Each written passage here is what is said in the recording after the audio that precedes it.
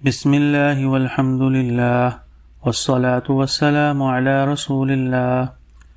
محترم خواتین و حضرات، السلام علیکم ورحمۃ اللہ وبرکاتہ۔ نماز کی اہمیت اور اس کی تاثیر۔ اللہ جل جلالہ اور رسول اللہ صلی اللہ علیہ وسلم پر ایمان لانے اور توحید اور رسالت کی گواہی دینے کے بعد سب سے پہلا اور سب سے بڑا فرض اسلام میں نماز ہے۔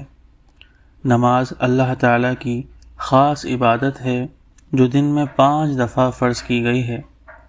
قرآن شریف کی 50 آیتوں میں اور رسول اللہ صلی اللہ علیہ وسلم کی سینکڑوں حدیثوں میں نماز کی بڑی سخت تاکید فرمائی گئی ہے، اور اس کو دین کا ستون اور دین کی بنیاد کہا گیا ہے۔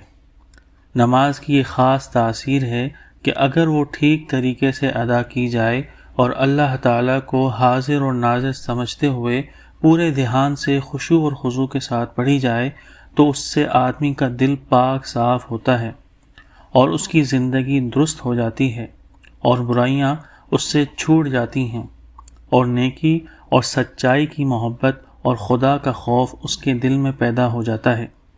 اس لیے اسلام میں دوسرے تمام فرضوں سے زیادہ اس کی تاکید ہے، اور اسی واسطے رسول اللہ صلی اللہ علیہ وسلم کا دستور تھا کہ جب کوئی شخص آپ کے پاس آ کر اسلام قبول کرتا تو آپ توحید کی تعلیم کے بعد پہلا عہد اس سے نماز ہی کا لیا کرتے تھے۔